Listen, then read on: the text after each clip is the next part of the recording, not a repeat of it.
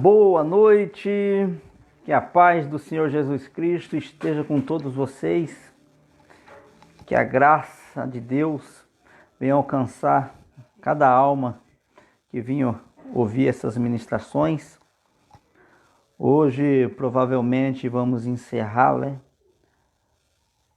o estudo que a gente está dando sobre contribuições, falamos sobre dízimos, Se o dízimo é para ser aplicado dentro da graça, para a igreja cristã.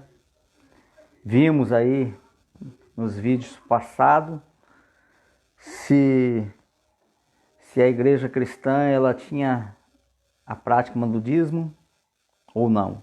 E pelos textos que a gente trouxe aqui, ficou muito claro, que a igreja primitiva ela nunca fez uso da prática do dízimo, Mas a gente vai dar continuidade, a gente vai só finalizar, trazer alguns textos aqui que a gente prometeu que traríamos para a gente finalizar isso aí. Lemos praticamente quase todos os textos, Onde fala de salário, onde falamos de contribuições, e foi muito claro, E a gente viu apenas o que é a espontaneidade, das pessoas, Tanto em contribuir para a obra, como para fazer a obra de Deus gratuitamente, Quando não eram, quando eles não tinham suporte, Vou esperar só alguns minutinhos aqui, para a gente começar. Eu não sei se o áudio ele está saindo do outro lado, E ficou poucos textos, para a gente folhear. Enquanto isso eu vou abrir aqui alguns textos aqui. Eu vou ver se eu acho aqui alguns textos aqui. Eu acho que nem tem como pausar isso aqui. Vou esperar uns 3 minutinhos para a gente dar início,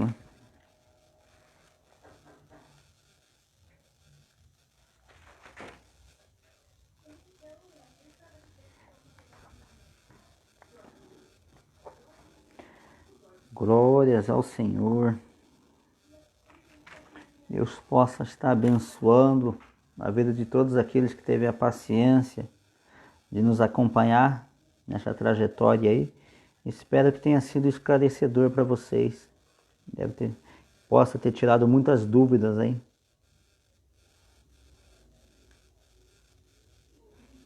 E que Deus continue abençoando e dando entendimento para vocês. Que vocês venham adquirir a prática, da leitura da palavra de Deus, Porque ela pode nos tornar sábios para que a nossa salvação venha estar garantida, através da verdade, Glória a Deus pela vida de vocês.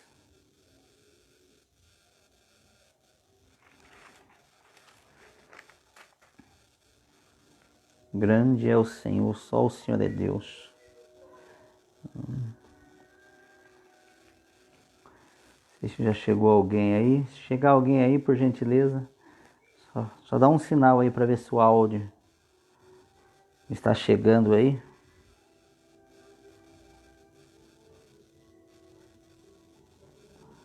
Aleluia.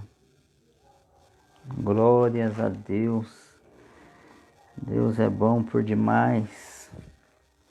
Se não for o Senhor, já tínhamos sido consumidos vivos,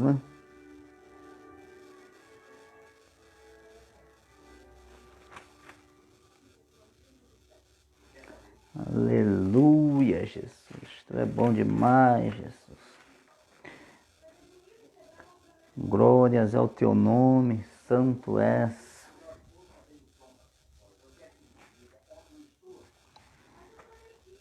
Glória, glória, glória.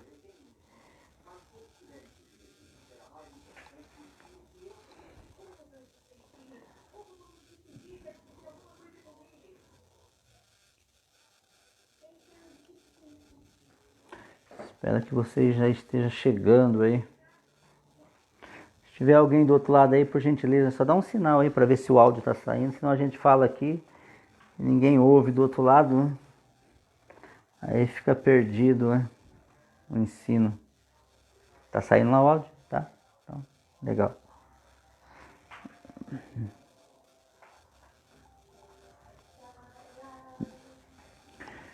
Glória, glória. Esse pessoal chegou. Aleluia. Vamos dar início então. Glória a Deus. Vamos abrir as nossas Bíblias em Gálatas capítulo 1, versículo 6 em diante. Gálatas capítulo 1, versículo 6 em diante. Diz assim a palavra do Senhor. Admira-me que estejais passando tão depressa daquilo que vos chamou na graça de Cristo para outro evangelho, o qual não é outro senão há alguns que vos perturbam e querem perverter o evangelho de Cristo.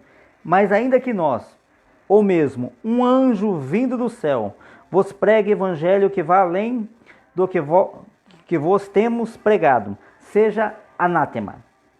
Aí ele repete, assim como já dissemos, e agora repito, se alguém vos prega evangelho que vai além daquele que recebeste, seja anátema. Essa palavra anátema aqui significa maldito. Então o apóstolo Paulo, ele deixa muito claro aqui, escrevendo aos Gálatas, né? Que ele estava passando muito depressa daquele que os tinha chamado para a graça de nosso Senhor e Salvador Jesus Cristo. Estava passando para um outro evangelho. Aí ele descreve, né, que o qual não é outro senão que alguns que vos perturbam e querem perverter o evangelho de Cristo. Aí ele diz, mas ainda que nós, ou mesmo um anjo vindo do céu, vos anuncie, vos pregue um evangelho que vai além daquilo que eles pregou, daquilo que a gente conhece como o evangelho de Cristo, ou os evangelhos de Cristo. Ele diz, seja anátema, considere que é anátema, ou seja, considere que é maldito esse evangelho, considere que essa pregação é maldita. E ele repete aqui, no versículo 9, assim como já dissemos, e agora repito, se alguém vos prega evangelho que vai além daquele que recebeste, seja anátema, ou seja, seja maldito. Então a gente não pode acrescentar e a gente não pode negligenciar. E isso aqui é autoridade para todos aqueles que se arrependem e passam o quê? A compor o corpo de Cristo. Aqueles que se tornam filho de Deus. Então Deus ortogou, Deus deliberou essa autoridade realmente, para questionar realmente as falsas doutrinas, os falsos evangelhos, os falsos profetas, porque eles vêm até nós disfarçados de ovelhas, mas por dentro são lobos devoradores. Então aqui em Gálatas ele diz, assim como já dissemos, e agora repito, se alguém vos prega evangelho que vai além daquele que recebesse, seja maldito. Então, porque às vezes muita gente tem medo, né? Porque às vezes está diante de uma pessoa que se coloca como um pregador, um evangelista, um presbítero, um pastor, se coloca na posição de um profeta, e essas pessoas ficam atemorizadas, né? E a maioria às vezes acaba não sendo conhecedor da palavra de Deus, acaba recebendo um falso evangelho como se ele fosse verdadeiro, quando na verdade a Bíblia nos dá a autorização para termos critério à luz da palavra de Deus, que lá em Coríntios também fala, né?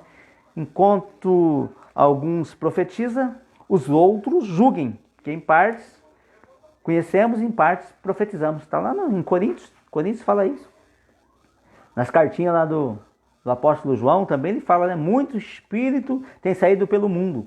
Provai o espírito para ver se realmente procede de Deus, procede de Cristo Jesus, né? Então ele nos dá essa autorização. Isso não é blasfema contra o Espírito Santo.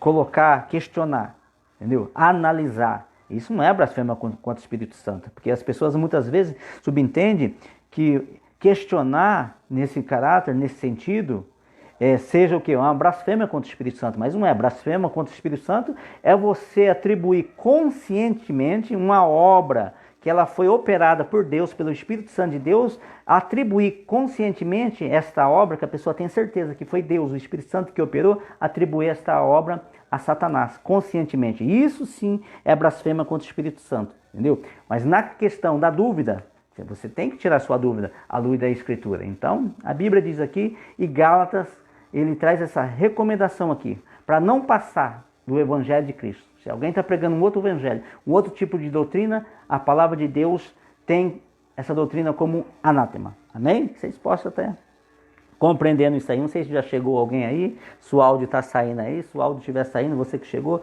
dá só um joinha, escreve alguma coisa aí que está tudo ok aí.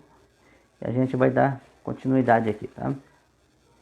Eu vou ler mais um outro texto aqui para a gente só iniciar isso aqui. Esse texto está em Timóteo. Está no capítulo 1 de Timóteo, 1 Timóteo, capítulo 1, versículo 3 até o 7 a gente vai ler. 1 Timóteo, capítulo 1, versículo 3 até o 7. Diz assim: Quando eu estava de viagem rumo da Macedônia, te roguei permanecesses ainda em Éfeso, para demonstrares a certas pessoas, a fim de que não ensine outra doutrina. Paulo aqui, ele já estava aqui com preocupações ali com a igreja de Éfeso, né? E diz aqui para um ministro dele, aqui na carta escrevendo ao Timóteo, para que ele permanecesse ainda em Éfeso, para admoestar, exortar certas pessoas, a fim de que não ensine outra doutrina. Ou seja, tinha pessoas ali ensinando uma outra doutrina que não era conveniente ao Evangelho de Cristo. Não era baseada ao Evangelho de Cristo que eles tinham recebido. E ali, você vê, tinha pessoas pregadores pregando ali, e esses pregadores tinham que ser admoestados para eles voltarem o quê? À sensatez. Aí no versículo 4 continua assim: Nem se ocupe com fábulas e genealogias sem fim, que antes promove discussões do que o serviço de Deus na fé. Ora, o intuito da presente admoestação visa ao amor, que procede de coração puro e de consciência boa, e de fé sem hipocrisia. Aí no 6, presta atenção aqui, o que ele descreve aqui no versículo 6. Desviando-se algumas pessoas dessas coisas, perderam-se em loquacidade frivola, pretendendo passar por mestre da lei, não compreendendo, todavia, nem o que dizem, nem os assuntos sobre os quais fazem ousadas asseverações. Então ele diz aqui que tinha uma classe de pessoas que estava pretendendo passar por mestre da lei, por mestre do conhecimento, para ensinar as pessoas, para doutrinar as pessoas. Mas ele diz aqui, ó, todavia não compreendem nem o que dizem, nem os assuntos sobre os quais eles faziam ousadas asseverações. Então como as pessoas dessas podem ensinar? Se eles nem entendiam o que eles estavam ensinando, nem as asseverações que eles faziam, eles compreendiam. E estava assim, doutrinando assim. Ele estava assim, doutrinando a igreja de Éfeso assim. Como é que pode uma situação dessa? Olha como que estava sendo apacentada aquela igreja. Com falsos mestres, com falsos ensinadores. Entendeu? Então isso aqui é para ficar de advertência para nós. Entendeu? Porque imagina aquele povo que estava lá recebendo esse tipo de doutrina, esse tipo de ensinamento, que não estava mais baseado na Escritura. Qual o fim que daria essa fé? Onde daria essa fé? Entendeu? Seriam o quê? Reprovados por Cristo Jesus. Não é por nada, né, que lá na carta, uma das cartas, a primeira carta lá em Apocalipse, Deus vem falando que a igreja de Éfeso já não estava mais no primeiro amor. Entendeu? Fazia um monte de coisa, e lá descreve que estava trabalhando bastante. As obras dele eram até mais numerosas do que no princípio, mas ele já não estava mais no primeiro amor, entendeu? Então, infelizmente, entendeu? Então vamos ficar atento, vamos abrir os olhos, né, para esse tipo de situação, né? Então falamos muito no vídeo passado sobre Coríntios, né, os filipenses, que era uma igreja, uma benção, né, que assalariava o apóstolo Paulo nas missões que o apóstolo Paulo ele fez aos Coríntios, nas missões que o apóstolo Paulo fez lá em Tessalônica, na região dos Tessalonicenses ali. Foi uma igreja ótima, e Paulo despojou dos filipenses, recebendo salário, para pregar nessas outras igrejas aí, né?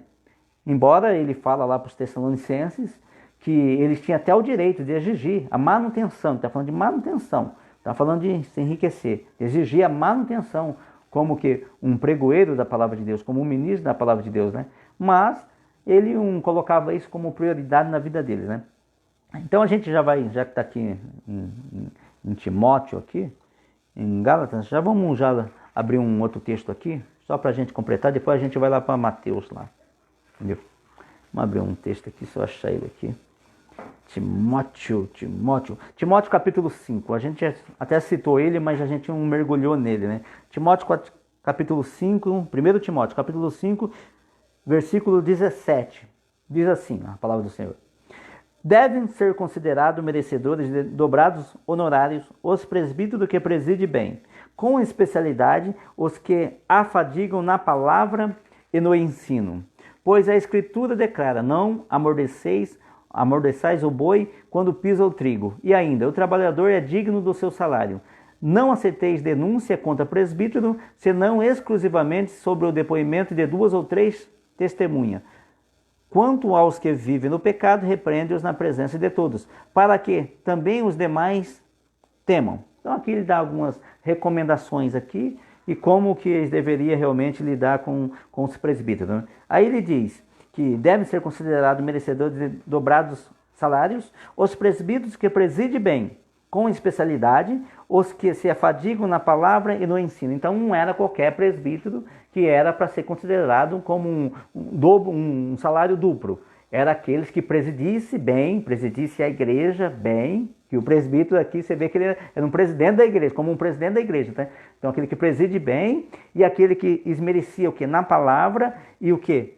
No ensino, que ensinava bem, que ensinava com gosto, entendeu? E não tinha preguiça esse presbítero. Ele era para ser considerado realmente dignamente a esse encargo e a esse salário. Então aquele que trabalhava, não é qualquer presbítero não, aquele que é meio braço curto na obra do Senhor, não.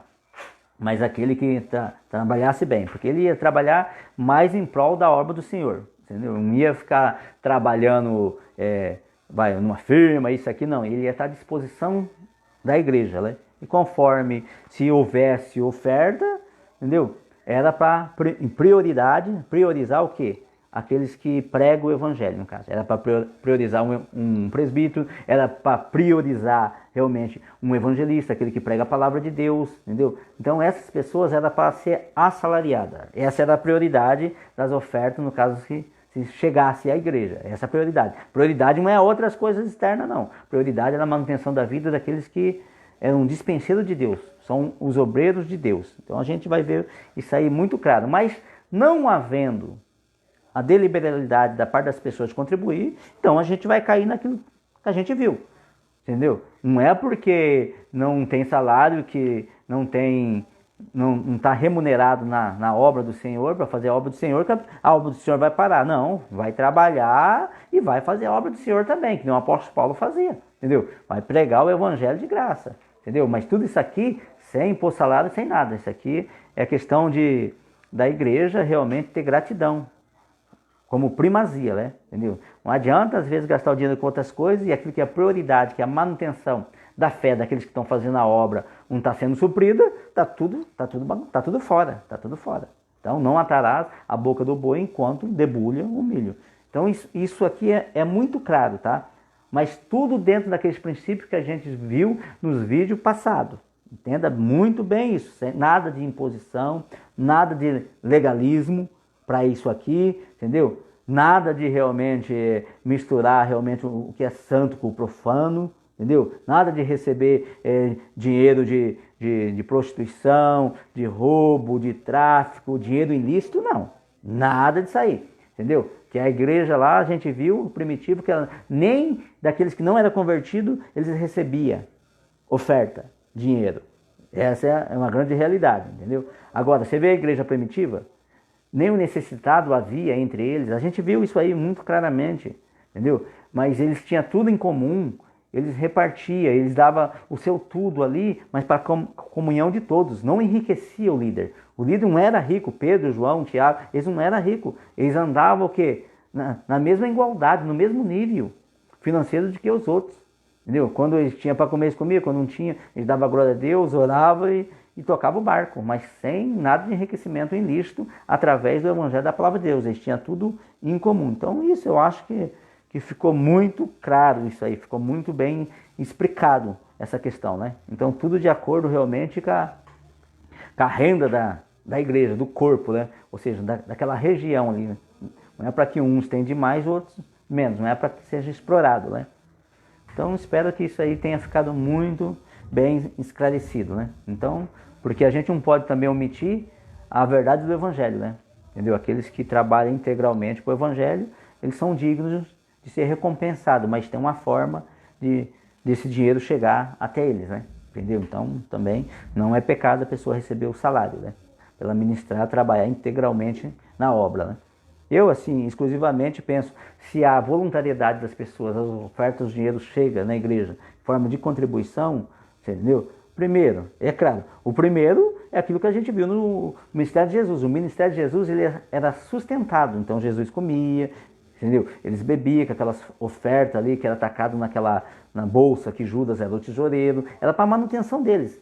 E até caridade eles faziam. Até Judas ainda roubava dinheiros ali. Então as pessoas eram até generosas para contribuir.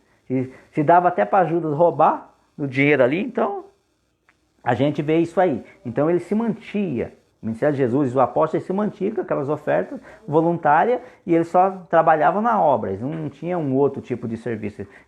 O que era cobrador de imposto, no caso, que era o Mateus, deixou de ser cobrador de imposto e foi trabalhar só para Jesus, só ser um discípulo de Jesus, foram ministrados, foram ensinados e foi pregar o evangelho. Pedro lá, Tiago, João lá, eles eram pescadores, largaram a profissão deles e foi trabalhar só em prol do evangelho, entendeu? Mas nunca você vai ver eles pedindo dinheiro para ninguém, entendeu? Você não vai ver, você vai ver eles ensinando em relação ao tocante ao dar e receber, ao tocante que é a gratidão. Mas só que isso aí eu acho que era tão natural, uma vida ali que era transformada, que a mente dela abria, entendeu? Que era liberta de demônios, era curada de enfermidade. A gratidão, eu acho que era muito espontâneo, entendeu? Era tipo, as pessoas viam aquela pessoa está trabalhando só na obra, ou como que aquela pessoa come. Eles iam lá espontaneamente e ajudavam, entendeu? Davam uma guarita para eles. Então isso aí é natural, isso aí é uma forma natural. Agora, a problemática é quando vem os legalistas, vem a impor mandamento, constranger as pessoas. Aí não. Deus não quer constranger, Deus quer, na verdade, ainda é tirar o escândalo do meio da igreja dele. Amém? Então, aqui a gente vê um texto aqui que ele é muito claro sobre isso. A gente já viu lá em Coríntios também fala, né? Aquele que prega o evangelho e vive do evangelho também, né? Então, o apóstolo Paulo, por mais que em algumas igrejas ele não recebeu salário, nem nos Coríntios, era mais rico do que lá os macedônios lá, Filipenses, Tessalonicenses. Entendeu? Ele não recebeu o salário daquele povo. Nem os que estavam com ele recebeu. Outras igrejas Filipenses que manteve ele. E Coríntios era uma igreja rica. Nem por isso Paulo falou que eles iam ser amaldiçoados por não dar a manutenção da vida dele, por não dar um salário para ele. Não. Nem por isso Paulo falou sobre isso com eles. Só falou que eles tinham que santificar a vida nas outras áreas para que eles viessem entrar no reino dos céus. Entendeu? Mas nunca foi questão de prioridade. Por quê? Muita gente, às vezes, tem esse pensamento. Infelizmente, tem esse pensamento no meio da igreja. Que por contribuir muito, por dar, por ser isso, ser aquilo ali, ela vai ser abençoada, ela vai ficar mais rica, mais próspera. E não vai. Deus não promete, nunca prometeu isso, essa realidade. Nunca prometeu. Vê lá, se os macedônios, os filipenses, vê se ele se tornou rico. Eles foi o único no tocante a dar e receber, que acolheu o apóstolo Paulo e assalariou o apóstolo Paulo em várias cidades que o apóstolo Paulo pregou ali, fez obra missionária. Esse foi os únicos. Mas vê que se por isso Deus enriqueceu eles. Não, entendeu? Eles tocaram a vida deles, entendeu? E Deus prosperava talvez a saúde deles, dava livramento para eles, mas eles não ficou mais ricos do que a igreja de Coríntios. Se fosse nessa lógica que as pessoas pregam, se você dá, você vai ser abençoado, sei o que, você vai ficar rico, sei o que, o rico vai ficar pobre, né? Os filipenses tinham ficado mais ricos do que a igreja de Coríntios, de que as demais igrejas, entendeu? Porque não teve um povo que deu mais de coração, espontaneamente, do que aquele povo. Você entendeu? Então, esquece esse negócio aí, igreja, entendeu?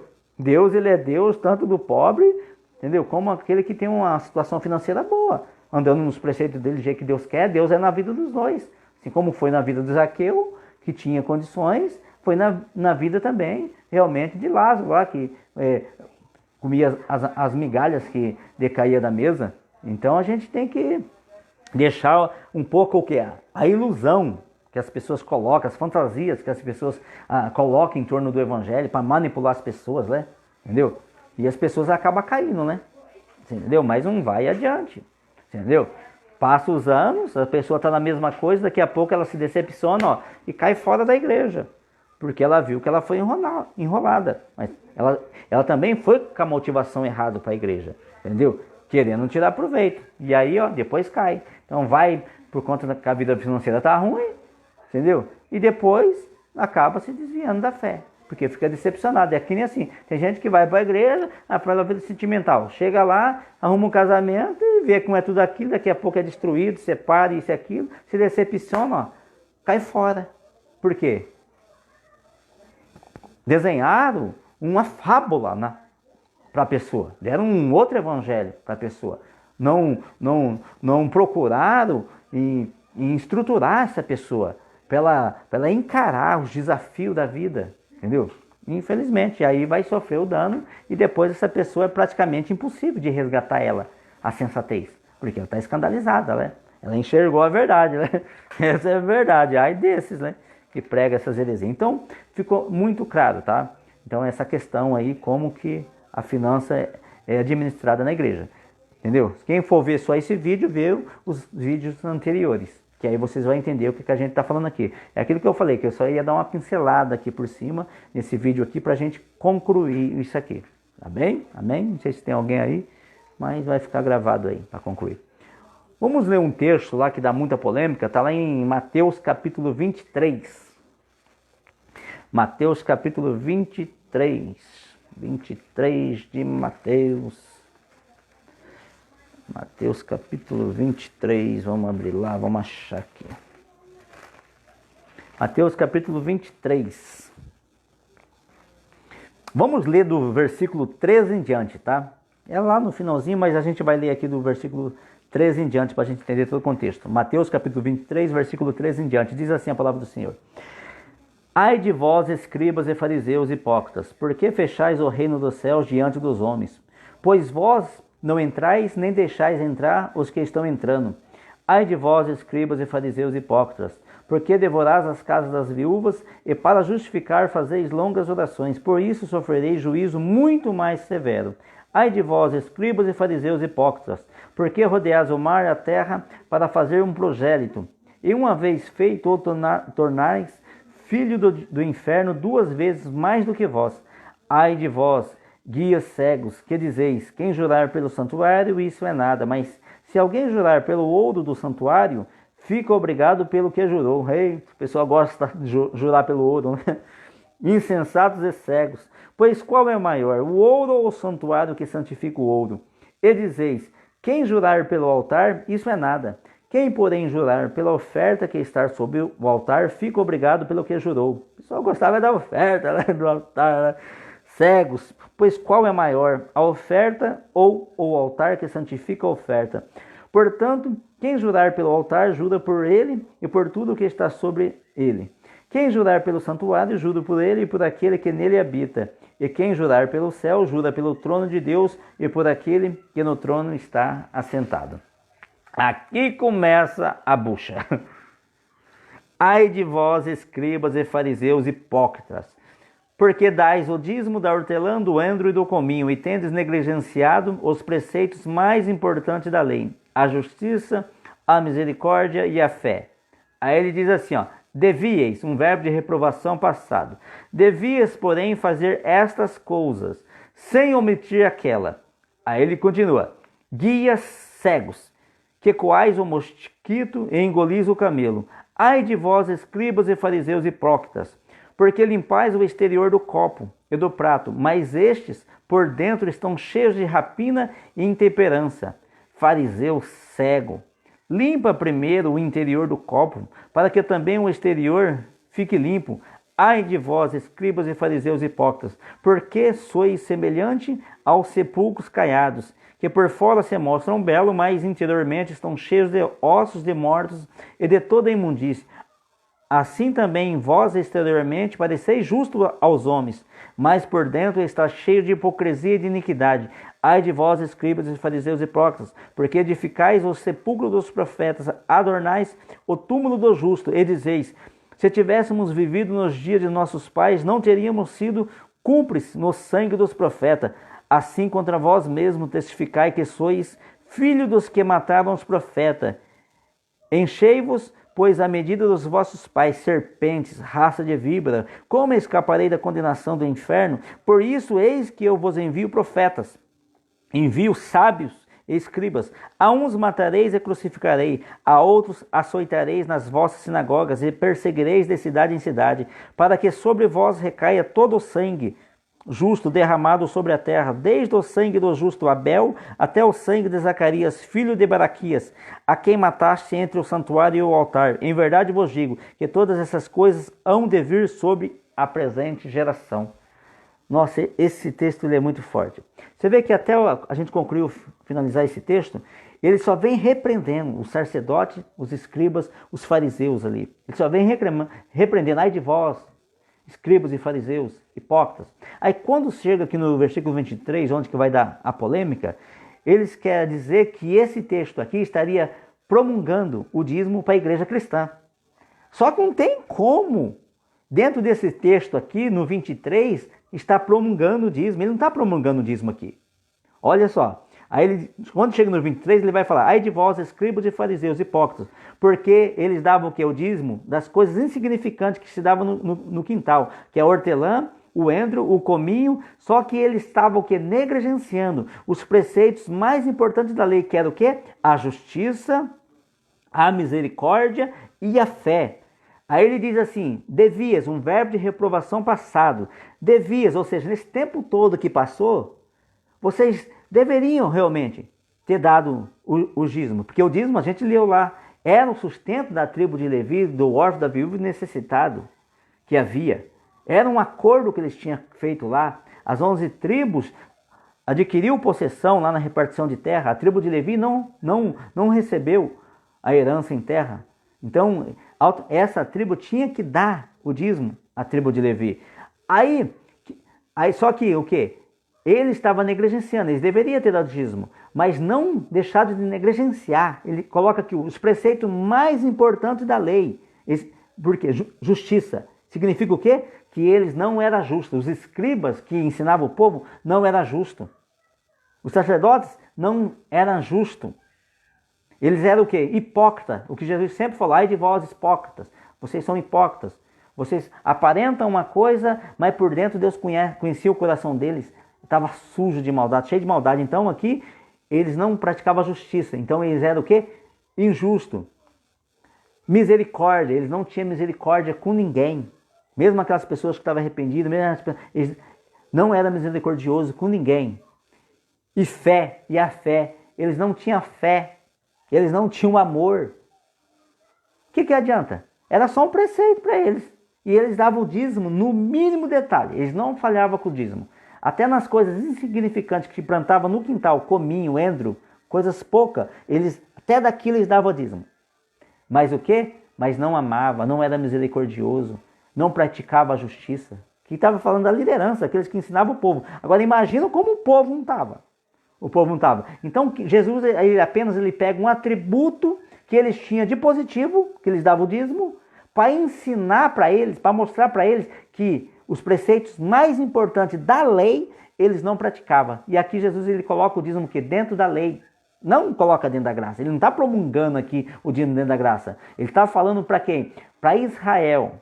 Ele está falando aqui para as 12 tribos de Israel, que ele dirige esse discurso aqui. Jesus aqui não tinha sido morto na cruz ainda, Jesus. Aí ele deixa bem claro aqui: devias, verbo de reprovação passada, devias, ou seja, no tempo todo que passou, ele quer dizer o quê? Vocês foram reprovados por Deus, vocês foram reprovados porque os preceitos mais importantes da lei, vocês ignorou, vocês não praticou, vocês só estavam o quê? Com cuidado no dinheiro, no dízimo, vocês verdadeiramente eles tinham dado certinho, até das coisas insignificantes. Mas por quê? Por conta da benção que resultaria sobre ele. Por quê? Porque a sementeira dele ia vir a chuva, ia prosperar. O gafanhoto não vinha na lavoura deles, o gafanhoto. Por quê? Porque Deus tinha que sustentar a tribo de Levi. Deus estava com cuidado do órfão e da viúva, porque se Deus não olha para o necessitado, a humanidade que não vai olhar. Então Deus mandava a chuva na lavoura, então ele escolhia o dízimo. Entendeu? Então ele estava achando que estava sendo abençoado, mas na verdade estava sendo reprovado. Deus estava apenas o quê? Com cuidado, com o necessitado. Deus estava cuidando do necessitado. E ele estava achando que Deus estava endossando, que Deus estava se agradando do comportamento deles. Mas não estava. É a misericórdia de Deus que, em contrapartida, estava cuidando do órfão, da viúva, do necessitado, das mulheres, dos levitas ali, estava alimentando eles ainda. Só que os fariseus estavam achando que por dar o dízimo, eles estavam sendo o quê? Abençoado. Estava tudo certinho, estava achando. Então, nesse texto aqui, Mateus capítulo 23, versículo 23, Jesus não está promulgando um dízimo para a igreja cristã que surgiria lá após a morte dele, não. Ele não está promulgando. Jesus aqui ainda, ele está falando para quem? Para Israel, para as 12 tribos de Israel, e falando que eles foram reprovados. Até ali no instante ali, estavam reprovados diante da presença de Deus. Entendeu? Então, é um texto muito claro. Desde o começo aqui desse capítulo 1, do 13, do capítulo 23, versículo 13, você vai ler até o versículo 36, é só ai de vós, escribas, fariseus, hipócritas, sacerdotes hipócritas, e só tinha aparência de justiça, mas eles eram injustos. Eles não tinham fé, não tinham amor, eles não tinham misericórdia de Deus, e eles estavam o quê? Tentando transparecer que tinha tudo isso, porque eles davam o dízimo. Mas Jesus vem e coloca devias, verbo de reprovação passado. Todo o tempo que passou, vocês realmente fez certo, concernente ao dízimo, porque era o sustento da tribo de Levi, do órfão, da viúva e necessitado. Mas só que o que era para vocês fazer, que era o preceito mais importante, vocês o quê? Negligenciaram o preceito mais importante da lei. Entendeu? Então, por isso que tem o amor ao próximo é o preceito mais importante da lei. Então, nesse texto aqui, está claro, Jesus não está promulgando dízimo coisa nenhuma, nesse texto aqui. As pessoas interpretam eles errados, na verdade é para receber, porque muitas das vezes, ignorantemente ou não, mas tem alguns que são cão gulosos, né? Faz um jeito, cria uma forma de o que? Administrar a obra que eles estão fazendo, né? Entendeu? Não é mais, não anda pela fé, crendo que o Senhor Deus ele vai sustentar o ministério dessa pessoa. Então aqui está bem claro. Vamos lá, um outro texto lá, da polêmica, que é lá em Hebreus capítulo 7. Vamos ler lá, Hebreus capítulo 7. Hebreus capítulo 7, versículo 4 em diante. Hebreus capítulo 7, versículo 4 em diante. Diz assim a palavra do Senhor. Considerai, pois, como era grande este a quem Abraão, o patriarca, pagou o dízimo, tirado dos melhores despojos. A gente viu lá no vídeo 1, falamos muito sobre isso aqui. Aí no 5 fala assim, ora, os que dentre os filhos de Levi recebem um sacerdote, têm mandamento de recolher de acordo com a lei, os dízimos do povo, ou seja, dos seus irmãos, embora tenham esses descendido de Abraão. Aqui o texto ele é muito claro, né? Que os filhos de Levi recebem um sacerdote, têm mandamento de recolher de acordo com a lei os dízimos do povo, ou seja, dos seus irmãos, embora não tenham estes descendidos de Abraão, mesmo que eles descenderam de Abraão, que quando Abraão deu o dízimo para Melquisedeque, nem nascido eles eram, mas eles receberam ordenância, mandamento de Deus de receber o dízimo das outras 11 tribos de Israel, que eram os irmãos dele. Para nenhuma outra tribo, Deus deu este mandamento para recolher o dízimo, só da tribo de Levi. Então qualquer um que fosse receber o dízimo, da tribo de Judá, da tribo de Benjamim, da tribo de Efraim, fosse receber o dízimo, era ladrão, porque Deus não deu autorização para nenhuma outra tribo receber o dízimo. Por conta do que? Disso que a gente acabou de relatar. Porque a tribo de Levi não recebeu herança em terra, não poderia trabalhar a tribo de Levi. A tribo de Levi não poderia ir trabalhar nos campos. Se caso a tribo de Levi fosse trabalhar em campo, estaria em pecado, porque a tribo de Levi tinha que cuidar só das coisas de Deus e ensinar o caminho de Deus para as outras demais tribos, ou seja, para as outras 11 tribos de Israel. Porque quando foram repartir Canaã, a terra, eles não pegou herança em terra. Amém? E isso ficou muito já bem claro nos outros vídeos, né? É por isso que você nunca vai ver na Bíblia Jesus recebendo dízimo. Jesus, ele ensinando dízimo. Imagina só, se fosse tão importante essa questão aí, Jesus teria ensinado, os apóstolos teriam ensinado. Ninguém ensina sobre isso. Eles ensinam uma outra forma, realmente, de se relacionar, realmente, de cuidados, realmente, concernente a dinheiro, a finanças. E Jesus sempre falou, antes ainda é melhor é dar do que receber, ter liberalidade para dar, para contribuir, do que receber. Mas nunca impondo para as pessoas mandamentos, nunca colocando um fardo sobre a vida das pessoas. Você não vai ver, você pode ler aí o Novo Testamento inteiro, você não vai ver, a não ser esses textos aqui que a gente leu junto. Praticamente a gente leu todos os textos que diz como sobre finanças, sobre ofertas, praticamente lemos todos eles juntos. Entendeu? Lucas vai falar aquilo que a gente leu em 23, repetindo aquilo, o mesmo contexto ali. Por isso que a gente não abriu o mesmo contexto. E aqui em Hebreus, onde fica muito claro que só a tribo de Levi tinha esse mandamento. Mas por quê? Porque a tribo de Levi não recebeu herança em terra. A tribo de Levi só poderia trabalhar na casa do Senhor, nos cuidados das coisas do Senhor, em volta realmente da espiritualidade que o Senhor deu para ele, né? Para interceder para o povo, entendeu? Para aconselhar o povo, só para representar Deus na terra. Entendeu? Isso é muito claro. Então, se a tribo de Levi, aqueles que recebessem o dízimo ali, trabalhasse, estaria pecando. Essa é muito clara. Aí ele vai continuar aqui, ó. Vamos ler de novo aqui, ó. Nós estamos lendo Hebreus capítulo 7, versículo 5. Ora, os que dentre os filhos de Levi recebem o sacerdote têm mandamento de recolher de acordo com a lei o dízimo do povo, ou seja, dos seus irmãos, embora tenham esses descendido de Abraão. Entretanto, aquele cuja genealogia não se inclui entre eles recebeu o dízimo de Abraão e abençoou o que tinha a promessa. Evidentemente, é fora de qualquer dúvida que o inferior é abençoado pelo superior. Então, aqui o Melquisedeque era superior. Evidentemente, é fora de qualquer dúvida que o inferior é abençoado pelo superior. Aliás, aqui são homens mortais, os que recebem dízimos, porém ali aquele de quem se testifica que vive.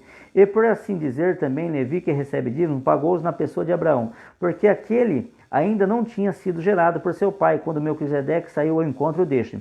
Se, portanto, a perfeição houvera sido mediante o sacerdote levítico, pois nele baseado o povo recebeu a lei, que necessidade haveria ainda de que se levantasse outro sacerdote, segundo a ordem de Melquisedeque, e que não fosse contado segundo a ordem de Arão, pois quando se muda o sacerdócio, necessariamente há também mudança de lei. Porque aquele de quem são ditas essas coisas pertence a outra tribo, da qual ninguém prestou serviço ao altar. Ou seja, Jesus ele descendeu da tribo de Judá, da qual ninguém serviu ao altar. Ninguém prestou serviço ao altar. Isso é sem sombra de dúvida, o texto deixa claro aqui. Pois é evidente que Nosso Senhor procedeu de Judá, tribo a qual Moisés nunca atribuiu sacerdotes. E isto é ainda muito mais evidente quando a semelhança de Melquisedeque se levanta outro sacerdote, constituído não conforme a lei de mandamentos carnais, mas segundo o poder da vida indissolúvel. Então aqui a Bíblia diz que Jesus ele descende da tribo de Judá, e na qual Moisés nunca atribuiu sacerdotes aqui. Aqui teve um grande problema aqui, por isso que essa carta aqui é descrita ao hebreu, ou seja, descrita às 12 tribos de Israel. Essa carta é endereçada àqueles cristãos que pertenciam às 12 tribos de Israel, foi endereçada essa carta aqui. E ele começa a retratar aqui, porque até essas 12 tribos de Israel, eles estavam com dificuldade de aceitar Jesus como um sacerdote. Porque na ideia deles, Jesus viria como rei, filho de Davi, a descendente de Davi como rei, com cetro de ferro ali, não sei o quê, para reinar, para tirar o jugo de Roma. Eles tinham essa expectativa, que o Messias vinha como um rei, entendeu? E como um profeta. Por isso que pergunta para João, lá, vamos ler lá, acho que é capítulo 1, Evangelho de João, capítulo 1, vamos ler rapidinho lá. O que está escrito lá? Evangelho de João, vamos ver se a gente acha aqui. Aqui, ó. Evangelho de João, capítulo 1, do 19 em diante, diz assim, ó.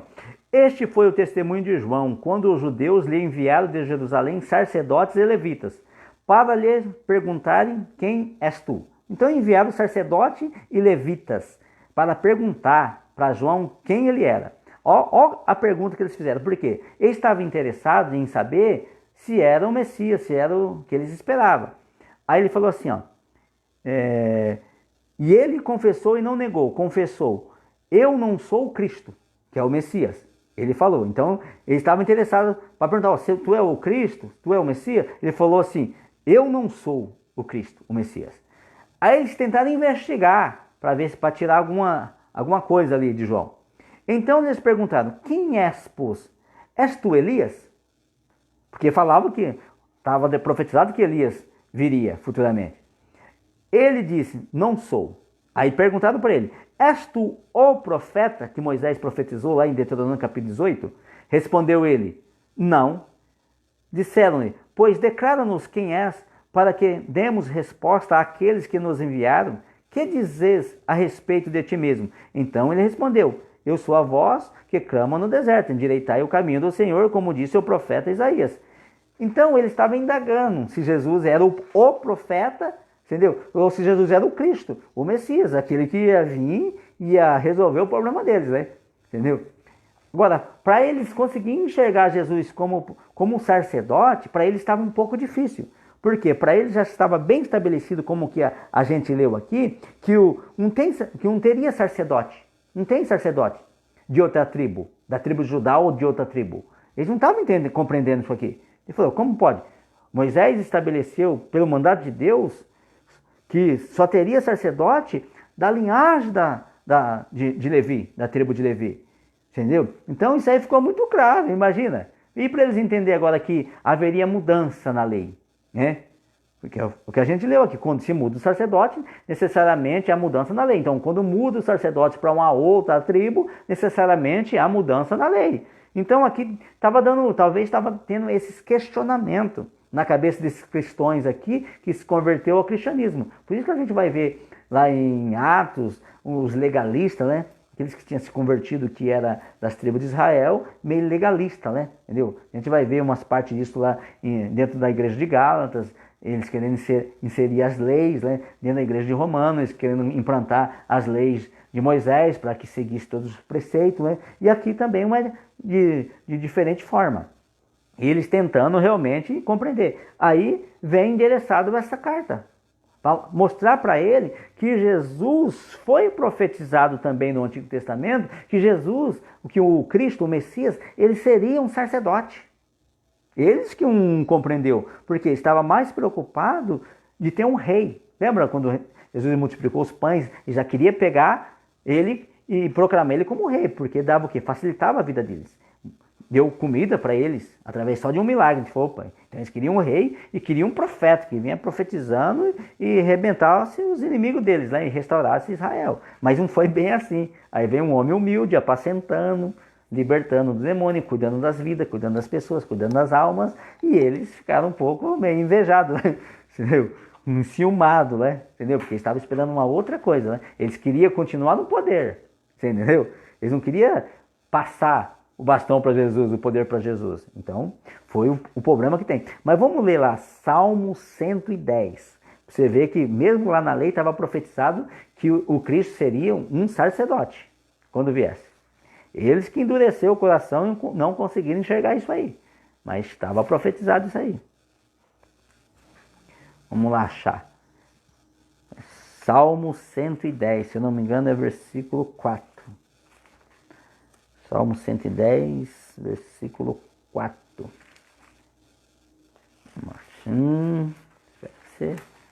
Salmo 110, vamos achar aqui. Ó, diz assim, ó, Salmo 110. Vamos ler do 3, vamos ler do 1 até o... É pequenininho, vamos ler do 1 ao 7, que é pequenininho esse salmo aqui. Salmo 110, diz assim, ó.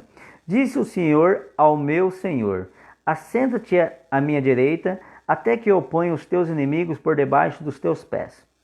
O Senhor enviará de Sião o cetro do seu poder, dizendo: domina entre os teus inimigos.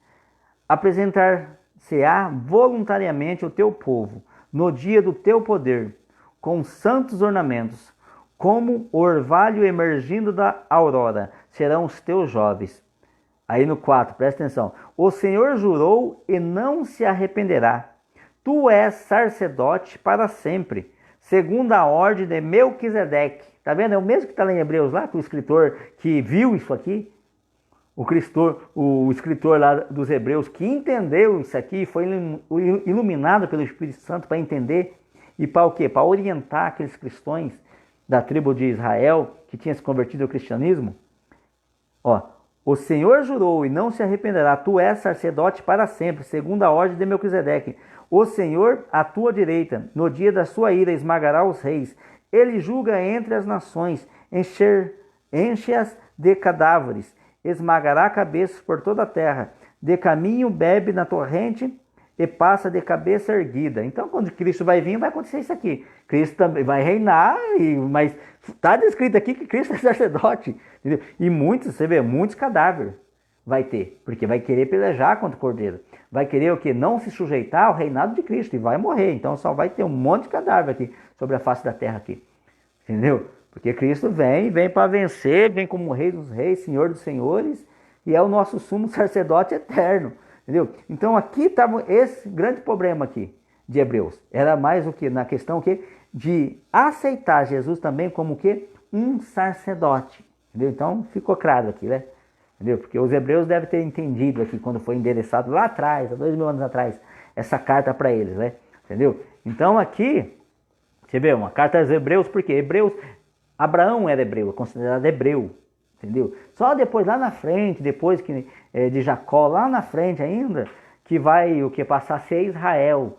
Depois daquele encontro que o anjo do Senhor teve ali com Jacó, se não me engano, no Vale do Jaboque ali, né? Entendeu? Ele mudou o nome de Jacó para Israel, não chamará mais Jacó, Israel. Aí pega esse nome de Israel. Mas antes era conhecido o quê? Na Bíblia como o quê? Como povo hebreu. Entendeu? Retratando o quê? Só as 12 tribos de Israel. Por isso que essa carta o quê? Carta escrita o quê? Aos hebreus. Carta destinada ao quê? Às 12 tribos de Israel. Os cristãos que pertenciam às 12 tribos de Israel. Entendeu? Por isso tem a carta romana, gentil, carta aos Coríntios, que é o gentil, carta aos Atos, que é gentil. Entendeu? Então aqui é uma linguagem que dentro de Israel eles entendiam, eles compreendiam. Bem, isso aqui, eles não tinham a clareza, eles não tinham todo o conhecimento e a clareza, isso aí eles não tinham, entendeu? Aí a carta esclareceu, começou a esclarecer para eles aquilo que eles tinham dúvida, né? De entender, entendeu? Porque tipo assim, como que fica agora, né? Entendeu?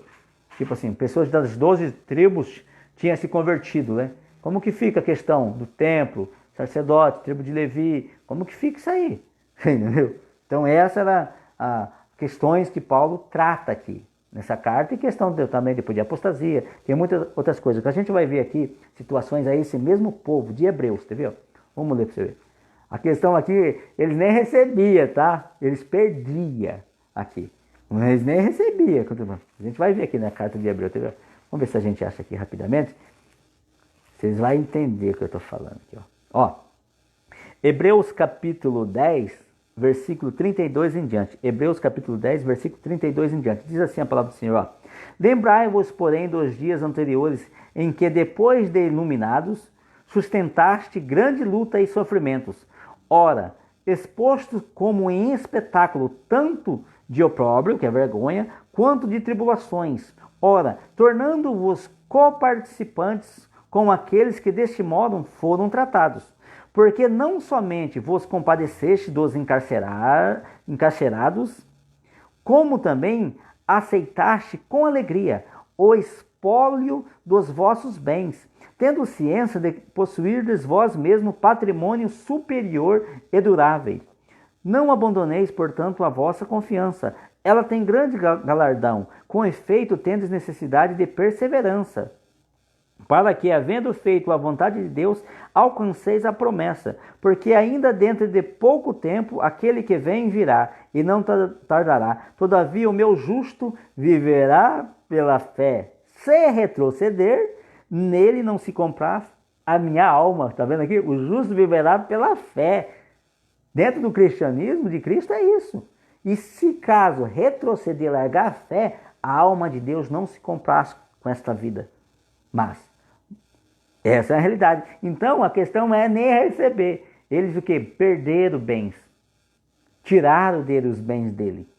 Não deram para eles, mas tiraram deles ainda.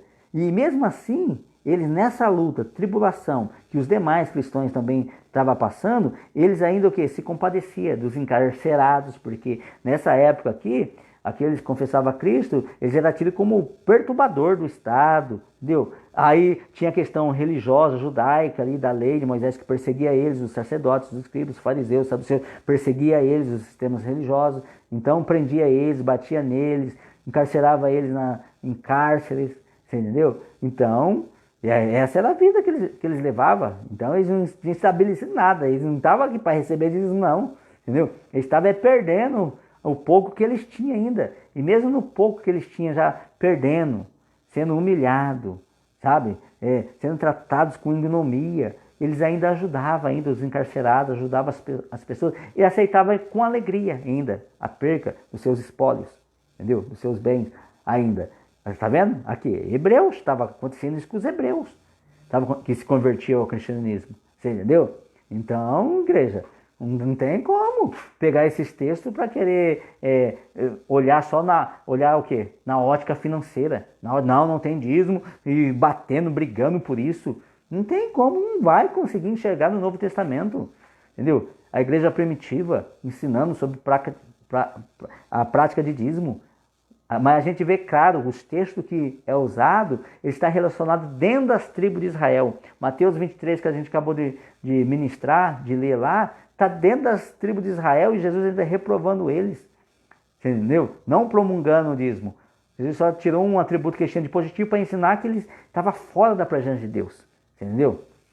E falando com eles, vai passar dentro da morte de cruz. E aqui, o texto que a gente vai ver é dentro de Hebreus, falando só para as 12 tribos de Israel e dando uma compreensão dele, que cristianismo, meu filho, vai sofrer. Cristianismo, você vai perder seus bens.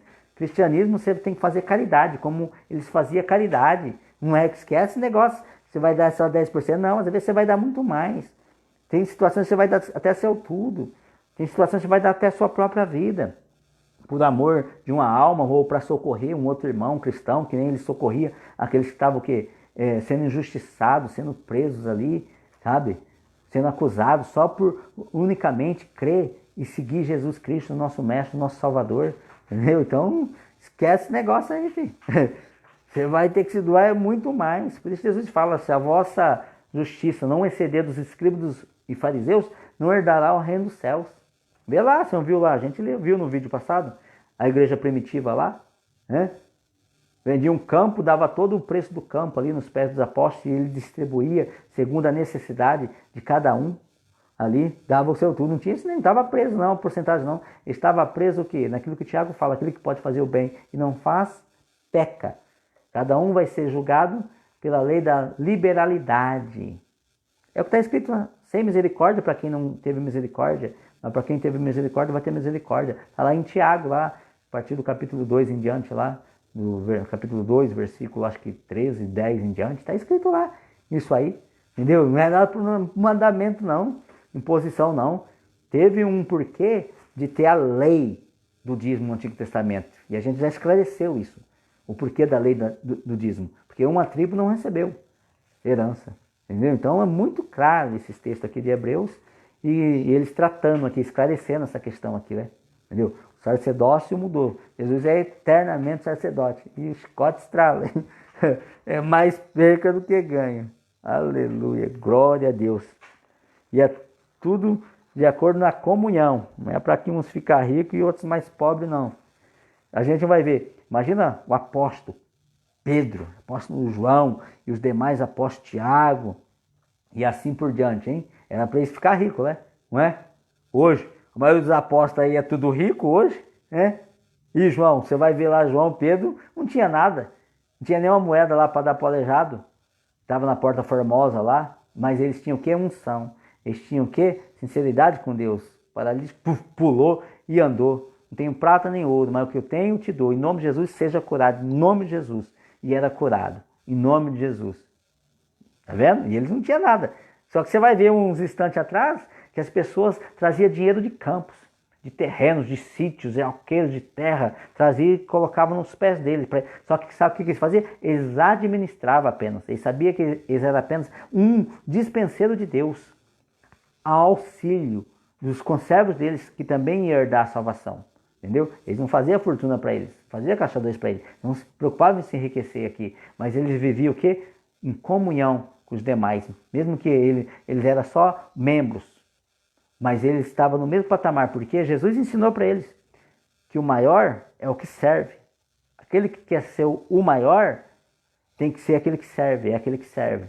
Então Jesus teve que ensinar a eles isso aí, entendeu? Para se desprender do ter e se preocupar com ser uma nova criatura, ser um exemplo para os demais.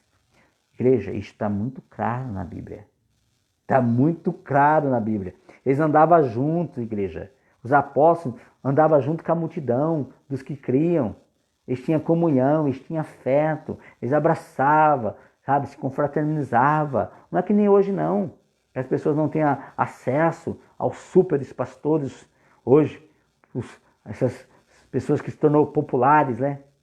Sabe? Celebridades no meio gospel. Não tem acesso. Não. Imagina, os apóstolos que andaram com Jesus. Jesus, dia e noite ali, dormiam ali junto com Jesus, nos mesmos lugares. Foram instruídos diretamente com Jesus. Jesus tirava a dúvida deles. Jesus contava uma palavra para todo mundo. Mas depois, quando estava só, Jesus esclarecia eles em relação àquela parábola que ele tinha falado. E eles andavam junto com os demais irmãos que se convertiam e estavam ensinando eles, estavam discipulando eles. Eles não ligavam para a riqueza, para isso e para aquilo. Eles apacentavam mesmo. Eles eram mestres mesmo, eles ensinavam. Sentiam o cheiro da necessidade daquele povo. E se um sofria, todos sofriam. É o que está lá em Coríntios capítulo 12, lá do 23, se não me engano, em diante. E esse é o corpo, do corpo de Cristo.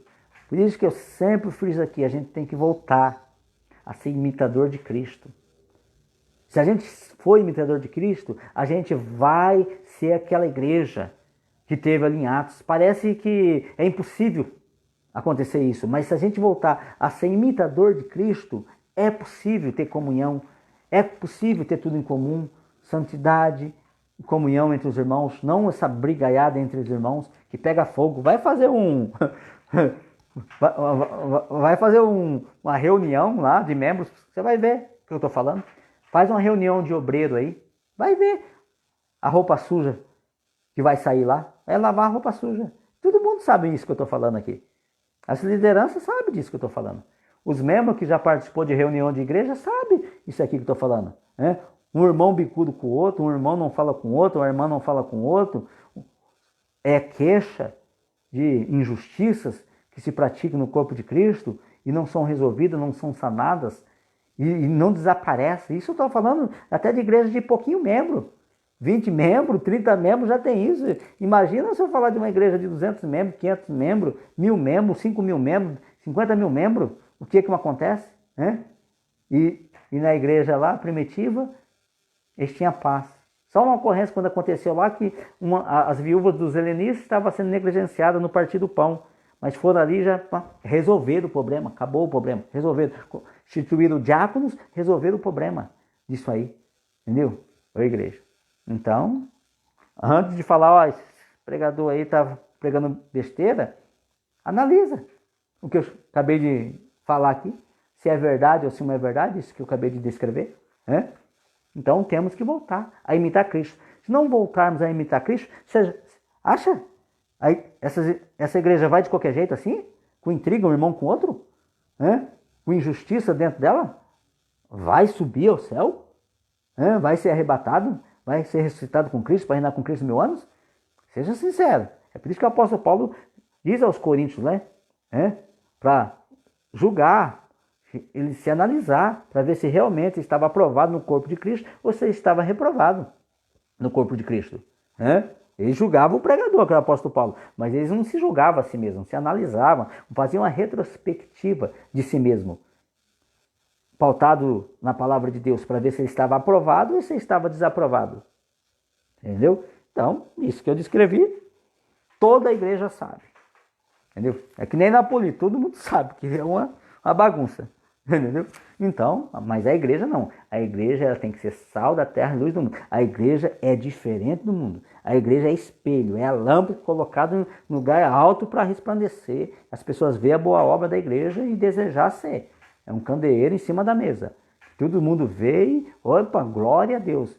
É por isso que o apóstolo Paulo, quando ele vai lá para Antioquia, lá, o apóstolo Paulo Barnabé, é a primeira vez que a igreja ela é chamada por cristã.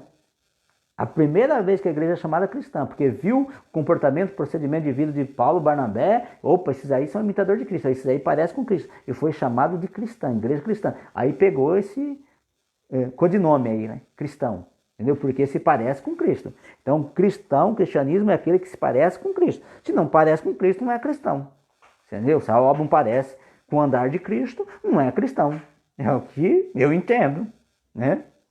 Glória a Deus. Então, acredito que está muito claro. Então, Hebreus, então ele está tratando ali, trabalhando essas questões sobre Hebreus, como que vai ser, não sei o quê, e aí, não vai ser.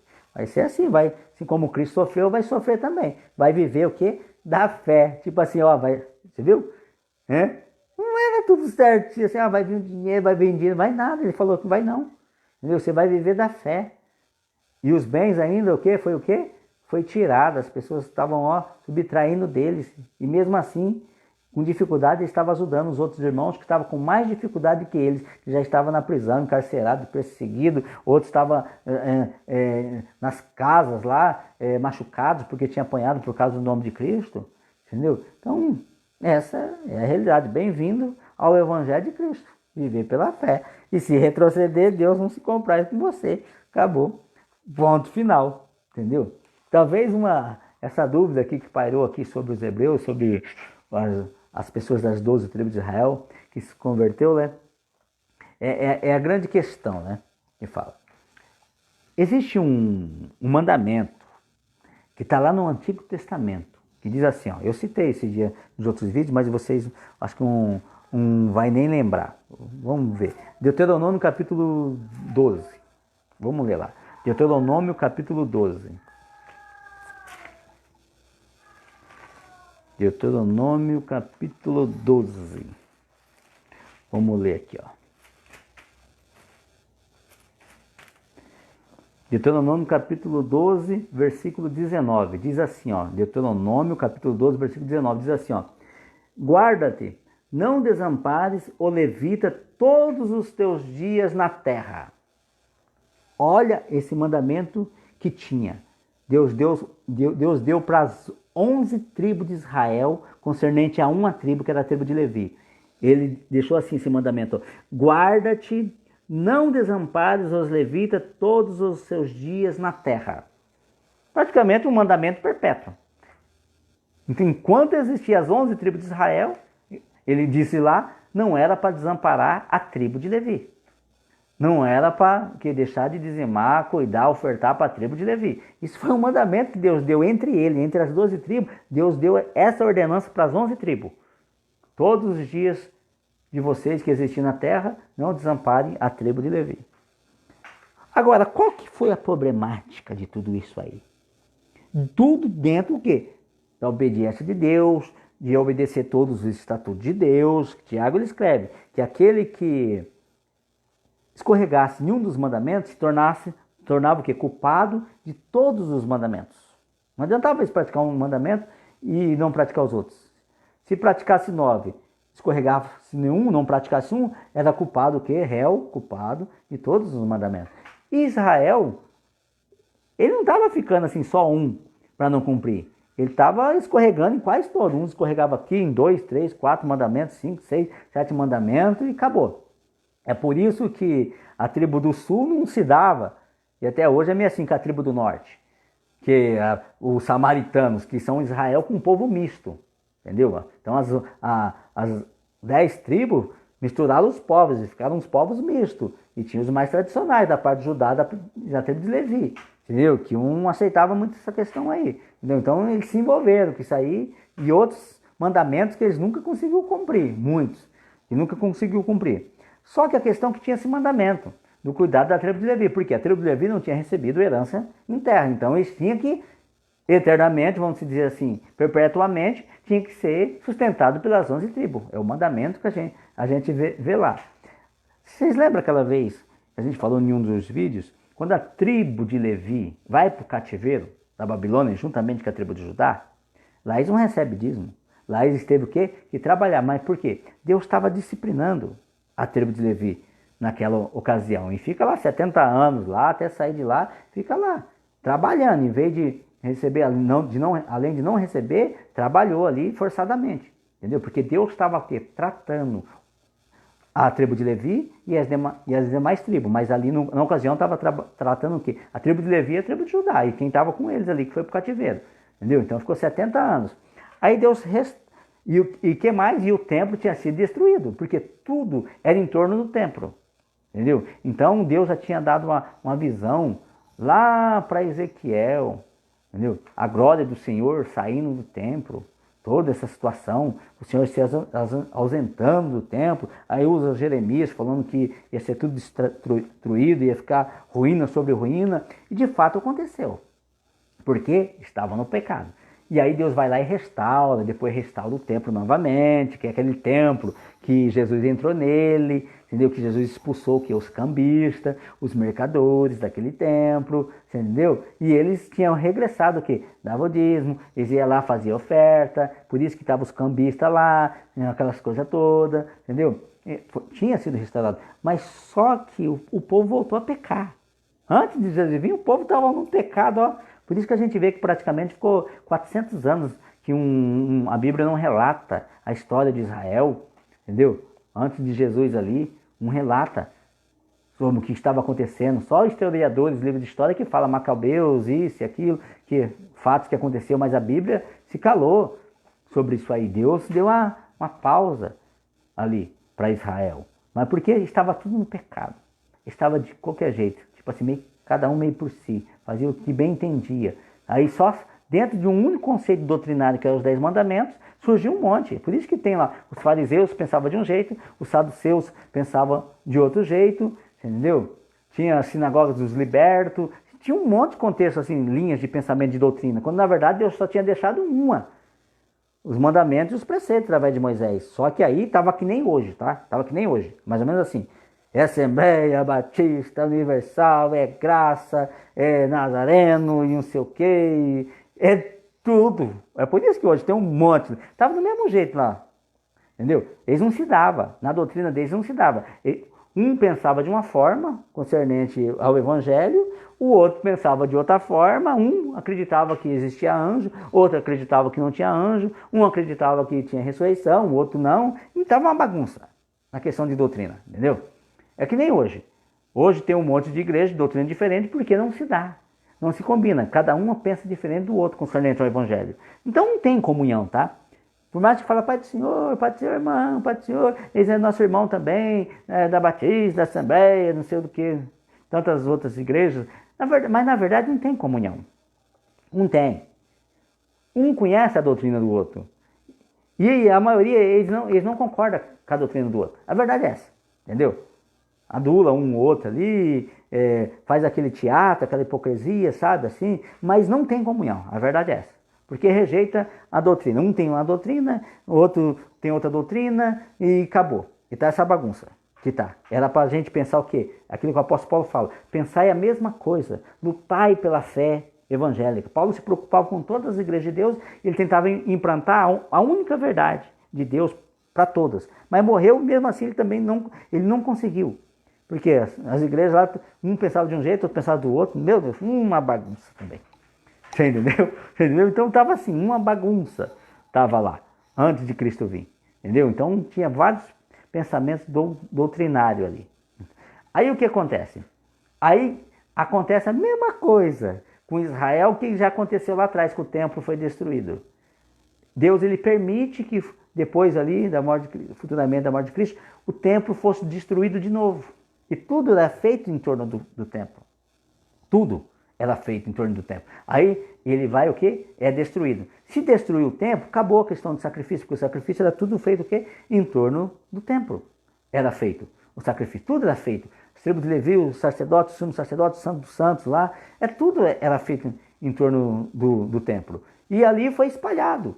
Israel foi espalhado por todo mundo, por toda a terra. Porque todo país aí tem Israel.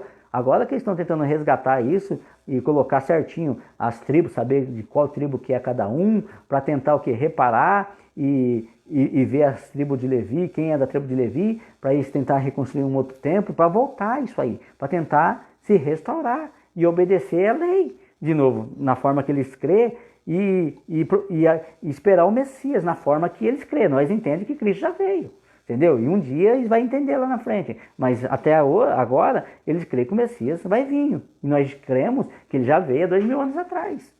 Você entendeu? Então, isso, 2000 anos. O templo foi destruído há 2000 anos atrás. Entendeu? E está tudo lá. Então, um está para um lado, outro está para o outro. Ou seja, os levitas, calculo eu, que ele está trabalhando, está negociando, entendeu? Está levando a vida dele, está se virando nos 30. Mais ou menos aquilo. Quando a tribo de Levi lá saiu do cativeiro, eles foram trabalhar no campo deles, que uma coisa que não podia. Eles foram se autossustentar. Hoje deve estar do mesmo jeito. Ele está se autossustentando, entendeu? Ele deve ter lá a sinagoga dele, isso e aquilo, mas eu acredito que uma forma totalmente independente ali, cada um por si e Deus por todos. Entendeu? Mas por que? Às vezes Deus permitiu isso. Primeiro, o próprio Deus estava aqui, Jesus, ele estava na terra e eles negaram Jesus Cristo. Eles rejeitaram Jesus, e não somente isso, mas mataram Jesus Cristo. Não deu crédito ao próprio Deus, a Jesus Cristo. Eles não deram. Por quê? Eles estavam tudo corrompidos, o coração deles estava mais ligado no poder, no status, no dinheiro, do que nas verdades. Por quê? Eles já estavam praticando injustiça. É aquilo que Jesus falou, que eles davam o dízimo, mas os preceitos importantes da lei, dentro da lei, eles não praticavam. Que era a fé, né, que é o amor, a fé, entendeu? A misericórdia, entendeu? E a justiça. Eles não praticavam, e a gente vai ver isso aí. Entendeu? Você quer ver uma coisa? Vamos abrir alguns textos aqui, tá? Tá lá em Mateus.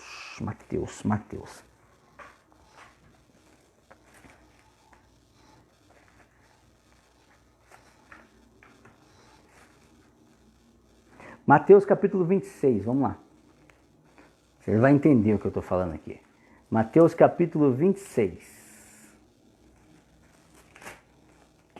Durante esse silêncio que a Bíblia deu, que não tem informação na Bíblia, né? Antes da vinda de Jesus, a gente calcula uns 400 anos aí pela contagem, né? Você vai ver o que estava acontecendo. Mateus capítulo 26. Cadê você, garoto? Mateus capítulo 26, achou aí? Versículo 15.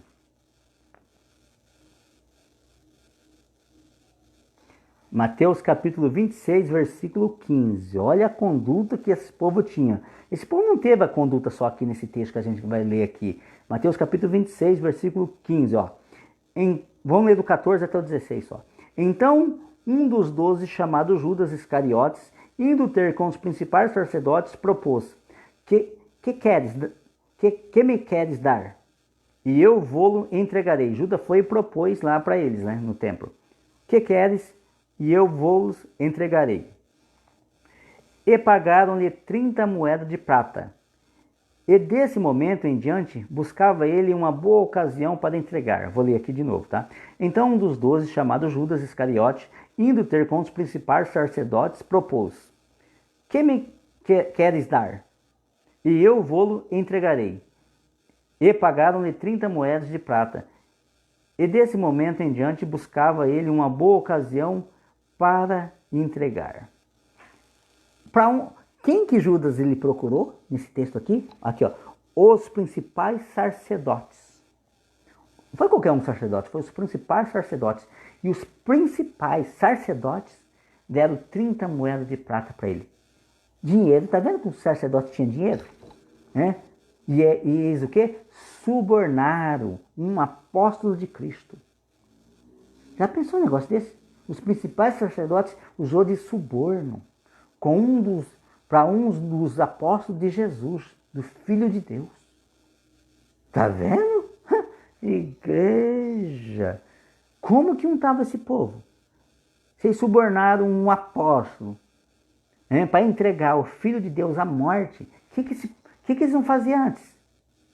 É por isso que a gente vê aquela bagunça no templo lá, eles fazendo negócio na casa do Pai. Jesus falou, não, vós tornais a casa do meu Pai num covil de salteadores. Ele estava fazendo isso, só arrecadando dinheiro, só manipulando o povo. Vou ler um texto aqui, depois vou ler um outro texto, lá no Antigo Testamento, que já vinha fazendo isso. Eu estou falando.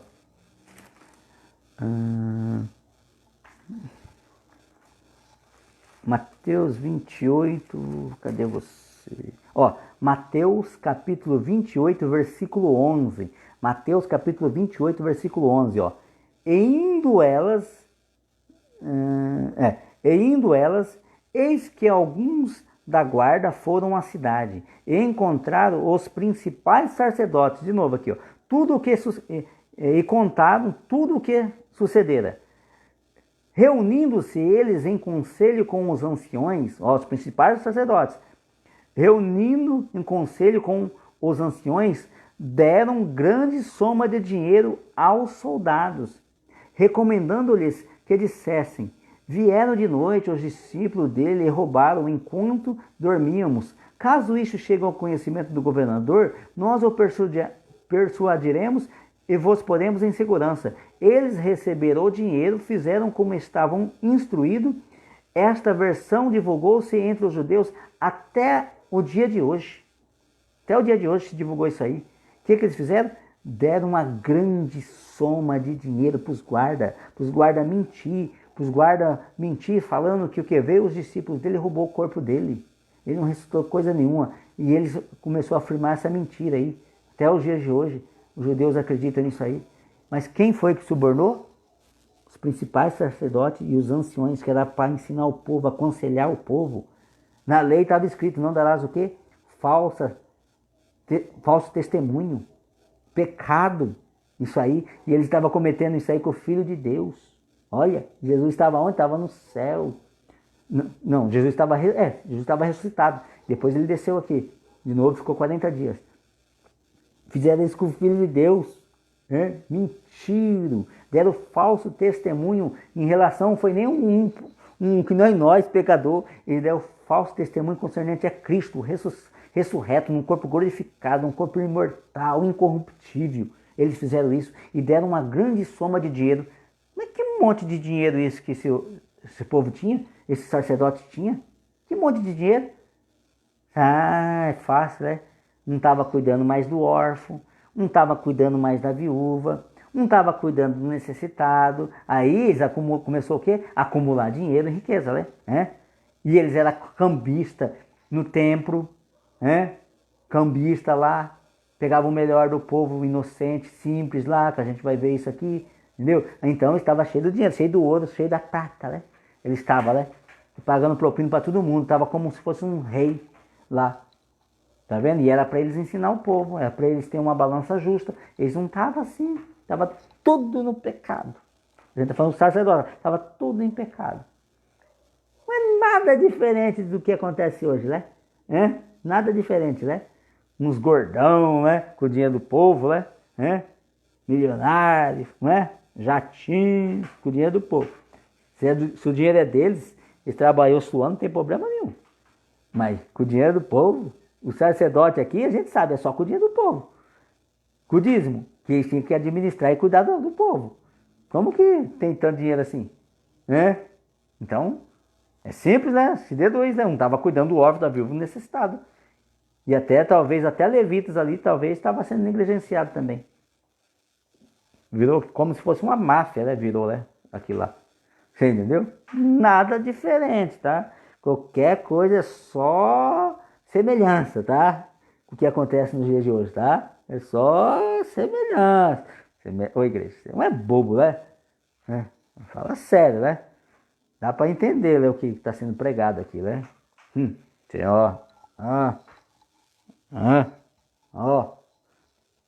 Bíblia, lê a Bíblia, sem ser manipulado. Adianta depois você ficar, não, entendeu? Não se coloca numa situação vulnerável não, para você ser enganado não, e nem para você enganar ninguém. Antes, serve a Deus. Antes, Vamos ler um texto dentro disso aqui. Lá atrás já estava desse jeito. Você vai ver o que estava acontecendo. Ó. Vamos lá em Samuel. Lá atrás, lá. Samuel. Vamos lá em Samuel. Vamos ver o que estava acontecendo lá em Samuel. Samuel capítulo 2. Vamos ler do 12 em diante, tá? Samuel capítulo 2, versículo 12 em diante. Eram, porém, os filhos de Eli, filhos de Belial, e não se importava com o Senhor, pois o costume daqueles sacerdotes, ó, lá atrás, ó, sacerdotes com o povo era que, oferecendo alguém sacrifício, vinha o moço do sacerdote, estando-se cozendo a carne, com um garfo de 3 dentes na mão, e metia-o na caldeira, ou na panela, ou no tacho, ou na marmita, e tudo quanto o garfo tirava, o sacerdote tomava para si. Assim se fazia todo o Israel que ia ali a Siló. Também antes de se queimar a gordura, vinha o moço do sacerdote e dizia ao homem que sacrificava: dá essa carne para assar ao sacerdote, porque não aceitará de ti carne cozida senão crua. Mentiroso. Seu ofertante lhe respondia: queime-se primeiro a gordura e depois tomarás quanto quiseres. Então ele dizia: não, porém hás de me dar agora, senão tomarei eia a força. Ele falou: dá-me agora, senão vou tomar força. Era, pois, muito grande o pecado desses moços, que eram sacerdotes, perante o Senhor, porquanto eles desprezavam a oferta do Senhor. Olha como que eles tratavam o povo. Até o povo que ia lá das outras tribos para oferecer o sacrifício ao Senhor, eles tinham mais entendimento do que o sacerdote. Eles tinham mais entendimento e temor de Deus, das coisas de Deus, do que os sacerdotes. Eles sabiam que aquele sacerdote já ia fazer o mal. E eles ainda falaram: não, deixa primeiro então queimar a gordura, para subir a gordura para o Senhor com um aroma suave. Eles nem isso permitiam. O povo estava com mais entendimento do que aqueles que tinham sido levantados para instruir o povo. Sabe por quê? Ele estava ligado só com ter os sacerdotes. Só queria ter, só tomar para si. Aí o que eles faziam? Fazia isso aqui. Tomava para si. As coisas do povo, as riquezas do povo, a carne do povo. Pegava para eles, só que não apacentava o povo. Você vê um negócio desse? Se for ler aqui, continuar lendo aqui, igreja, era muito grande. Eles chegavam, sacerdotes, chegavam a se deitar com as mulheres que ficavam ali nas portas das tendas ali do templo. Eles se prostituíam com elas, eles não podiam. Sacerdote dando esses maus exemplos, se prostituindo, andando de qualquer jeito, eles não podiam. Nos dias de hoje também você vê os escândalos por aí, né? Infelizmente, entendeu? Mas tem os verdadeiros, segue os verdadeiros, entendeu? Mas eu sempre falei, os verdadeiros estão onde? Está encarcerado, está passando privações, está passando necessidade muitas das vezes. Olha, ninguém dá nada para ele, ele é tido como um louco, porque ele o quê? Ele protesta, não, isso aí está errado, não, isso não é o evangelho de Cristo não, e ninguém acredita no verdadeiro, porque o verdadeiro está sempre tentando o quê? Reparar o falso evangelho. O verdadeiro sempre está tentando o quê? Restaurar a fé das pessoas, para que essas pessoas venham para o céu. O verdadeiro está sempre ali, lutando em prol realmente da verdade do evangelho, e ninguém dá nada para ele, ele é tido como um doido, como um louco. Essa é uma realidade. Infelizmente. Bem-vindo ao Evangelho. Vocês verem como eu vou ler aqui, ó. Mesmo capítulo 2, versículo 22. Era, porém, Eli já muito velho, e ouvia tudo quanto seus filhos faziam a todo o Israel, e de como se deitava com as mulheres que serviam à porta da tenda da congregação. Está aqui. E Elias não tirava eles. Não ausentava eles da função. Elias era conivente, deixava. Só falava para ele: meus filhos, não é bom o que vocês fazem, vocês estão causando escândalo. Mas ele não usava a autoridade dele como sumo sacerdote para repreender. Não, vai tirar, vai para o banco. Não, conserto. Lembra que a gente leu lá? A gente acabou lendo lá em Timóteo, né? Mas aquele que foi pego em pecado com 2, 3 testemunhas, né? Repreende eles publicamente para que os demais temam. Ele não fazia isso, deixava tocar daquele jeito. Entendeu? Então, por isso que é a ordem de essência. As coisas de Deus têm que ser com verdade. Do jeito que Deus estabeleceu, do jeito que Cristo, ele estabeleceu. Entendeu? Infelizmente. Então, por isso que eu só voltei aqui só para vocês entenderem como que estavam mais ou menos Israel. Eli, Samuel bem lá atrás, tá? Mas Israel, quando Jesus ele vem, ali, a tribo de Levi, e ó, juntou muito dinheiro nessas coisas aqui, sendo combista, pegando o melhor da oferta, oferecendo o aleijado, o coxo, o manco, o cego para o Senhor, e ficava com eles para o melhor e negociava. Depois que ficou mais a questão do corrente do dinheiro, e acumulou muito dinheiro. E aí o que Deus fez? Vou punir, porque tanto Israel como Levi em geral, estava tudo no pecado, estava tudo fora. Falou, e aí Deus permitiu que o templo fosse destruído e ele espalhado por todo mundo, Israel. Aí foi, cada um por si. Mas a tribo de Levi estava cheia de dinheiro para viver, para sobreviver, no mundo atual que eles achavam, da época, ficou cada um por si. Acabou esse negócio aí, feito no templo, a tribo de Levi vai viver só da fé, só daquilo que as outras 11 tribos de Israel viessem ofertar para ele, acabou. Eles vão restaurar isso aí lá na frente aí. Eles vão querer restaurar isso aí, entendeu? Só que quando eles for restaurar isso aí, restaurar o templo, e para restaurar tudo isso aí certinho, e voltar a viver ali a tribo de Levi só de sustento das outras 11 tribos, já acabou o tempo do gentio. O tempo do gentio se completa, conclui a plenitude do tempo do gentio através da apostasia. Você entendeu? É a mesma coisa, a gente vive de oferta, desde Cristo lá, vive de oferta, vive da generosidade, daqueles que se convertem, que enxergam, ó, Cristo falou, aqueles que trabalham, que pregam o evangelho, vivam do evangelho, a manutenção da vida, não se enriquecer, vivam do evangelho, de oferta, voluntária, coração generosos, isso está claro. Mas o dízimo, isso aí não tem nada a ver com nós não, isso aí é com a tribo de Levi, é o mandamento eterno que a gente leu lá, em Deuteronômio 12, 19, que não desampararás a tribo de Levi todos os dias que vocês viverem sobre a face da terra, ou seja, enquanto vocês existirem, Cristo vir de novo aí para restaurar todas as coisas e reinar sobre a terra, vocês vão ter que sustentar a tribo de Levi. Só que a gente vê Deus disciplinando, como disciplinou lá no cativeiro da Babilônia, também está disciplinando eles há 2000 anos atrás já, desde que o templo foi destruído. Depois lá na frente eles vão tentar se restaurar, voltar realmente a buscar a face do Senhor e depois vai entender que recusaram, mataram o Messias errado lá atrás, entendeu? Então, esse mandamento lá do dízimo é só para a tribo de Levi receber. E entre as 12 tribos de Israel. Jesus é o amor ao próximo. É aquilo que ele falou. Amar ao próximo como a si mesmo. Mas que jeito? Ele diz lá no Evangelho de João. Como Jesus amou a igreja. Morrendo por ela, se doando por ela. É essa forma. E isso cumpre todos os mandamentos de Deus. Amém? Vocês possam ter entendido essa questão aí, esse estudo que a gente deu lá. Então, mas se você está vendo só esse vídeo, tem o 1, tem o 2, tem o 3 e tem o vídeo 4 e esse aqui vai ser o 5º vídeo. Então vê todos os vídeos desde o começo, não tira nenhuma conclusão precipitada do que foi falado, sem antes assistir todos os vídeos desde o começo e assistir ele por inteiro, tá?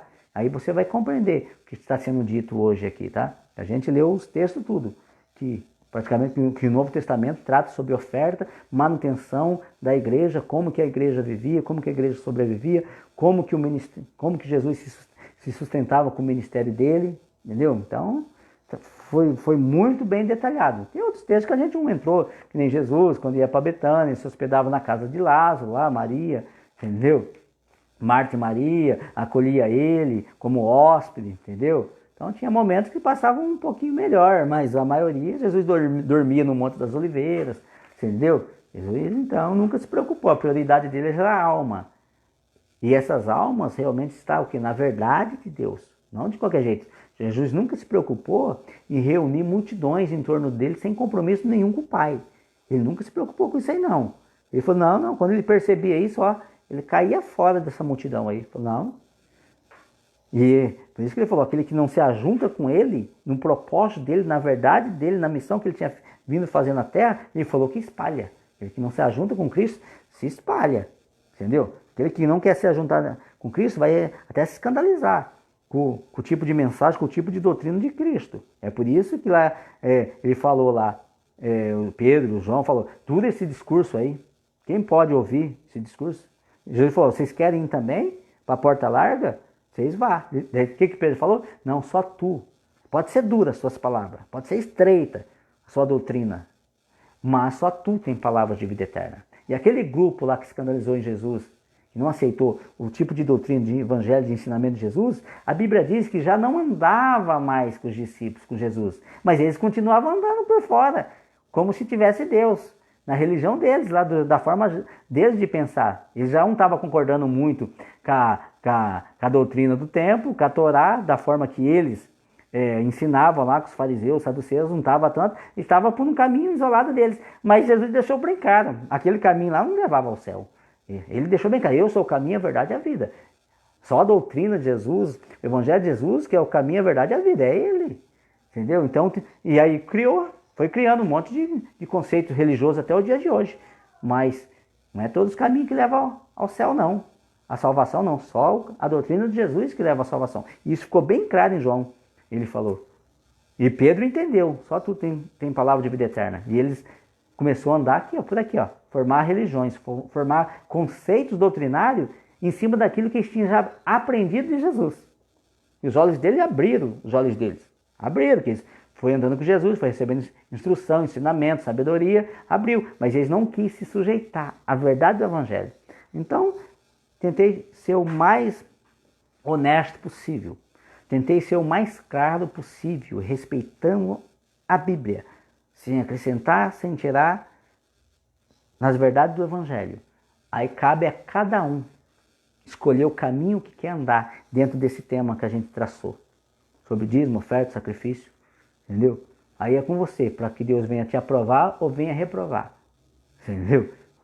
A partir do momento que você se esclarecer de tudo aquilo que foi ensinado, a responsabilidade está sobre você. E não adianta se omitir da verdade e querer, eu não quero saber, entender isso aí, pelo menos Deus não vai cobrar de mim. Não, no Antigo Testamento tinha lá o pecado, que era da ignorância, e o pecado realmente, que é aquele pecado que a pessoa sabia o que estava fazendo, que era errado e fazia. Mas mesmo assim, então tinha um pecado que tinha uma gravidade maior, e tinha outro pecado que era o mesmo pecado que tinha uma gravidade menor, da ignorância. Então não adianta a pessoa querer dar um chapéu para Deus. Então eu não vou saber da verdade não, aí eu não vou ser punido. Não, vai ser punido sim.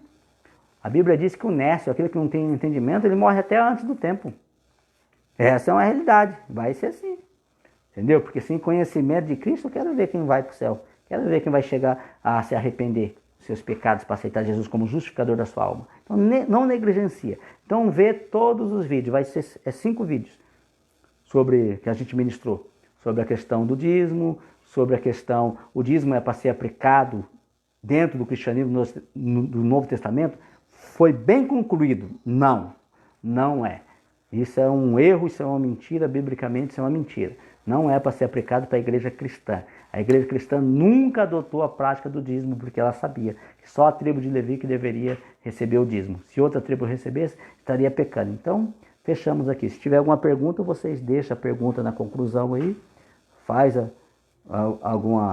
escreve aí, entendeu? E a gente vai tentar responder isso, entendeu? Mas biblicamente, tá?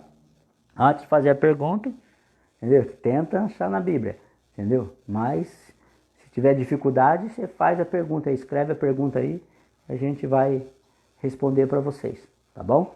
Então só não tira conclusões sem antes ver os 5 vídeos, entendeu? Não adianta você falar, mas é demorado, é 2 horas e pouco, 3 horas cada vídeo. É a tua salvação, entendeu? Quer a verdade ou quer comer miojo 3 minutos? Né? E quer ficar sendo enganado? Né? Quer ficar sendo iludido? Né?